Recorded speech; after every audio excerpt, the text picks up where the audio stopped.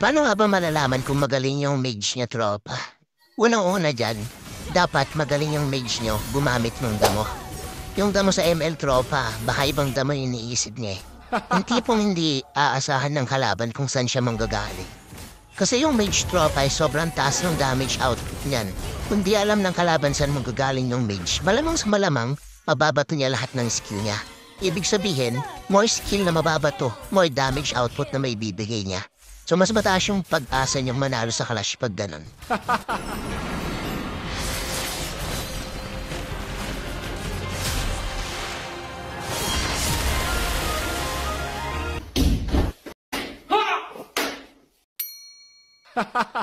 Ito pa, tropa, common sa high rank pero hindi ginagawa sa mid to low rank. So ano yun? Yung pagtulong doon sa core nyo kay Lee. Sobrang laking bagay ng tropa. Kasi kapag tinulungan mo yung core nyo, mas mabilis siya makapag-rotate sa mapa. Yan magiging advantage lahat ng lane yun. At lagi yung tandaan, pag tumulong guys sa blue, umalis kayo bago mamatay yung maliit. Para lahat ng XP doon sa core nyo. Second thing na kailangan mong gawin kapag mid laner ka, tropa. Pag na-clear mo yung first wave, kailangan mong pumunta doon sa repolyo para i-contest nyo ng core.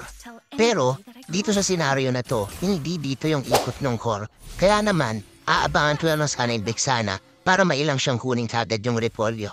Tulad nito. Pero since hindi nga dito ikot ng core, hayaan na natin. Nagpaparash level 4 yata siya para makaikot na agad siya doon sa gold lane. Which is okay naman talaga yun. Dapat early game pa lang dinadalawan na yung gold lane para maging advantage agad. Isa pa, tropa, wag kayo magtitipid ng spell lalo na pag dumalaw yung kalaban sa inyo. Mas maganda makasurvive kayo kaysa ma-early take-off kayo. Kasi ang isa sa pinakagun is mag-level 4 agad para makatulong kayo sa turtle fight. Ito yung sinasabi ko sa inyo na early level 4. Kasi kapag nag-level 4 ka agad, malaki advantage yun dahil makakatulong ka sa turtle. Pag naunaan mo pa sa pwesto yung core ng kalaban is mas malaking advantage. Kasi nga, hindi niya expected na nandyan ka pala. And ma-early take off natin siya at makukuha pa natin yung turtle lang, napakasimple lang. Panoorin niyo to. This request has been slain. You have slain an enemy. O diba, napaka-basic. Kadalasan kasi yun yung nakakalimutan nating aralin eh, yung basic. Susunod naman dyan, malalaman mong magaling yung mid nyo o yung mage nyo kapag mahaba yung pasensya niyan. Kasi most of the time, abang-abang yung ginagawa ng mage, diba? Para maging effective siya. Ayan, katulad nun, diba? Dapat aabangan ko dun yung Goshen eh. Kaso nga lang, na-wrong turn yung Vexana. Kaya Vexana na nang binigyan natin. Itong susunod naman is napaka-common. Sa lahat ng role, kailangan mo to. Map awareness. Sa mage naman kasi, sobrang ganda talaga pag may map awareness ka. Para alam mo sa pwesto ng tama. Tapos yun, ganun-ganun lang, panalo na naman tayo. Pero bago matapos, syempre, shoutout mo na sa napaganda kong anak na siyempre sa Espinosa. Sa napaganda kong asawa na Sunshine Espinosa.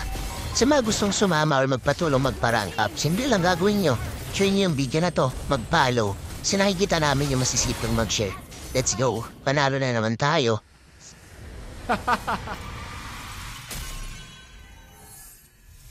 Victory!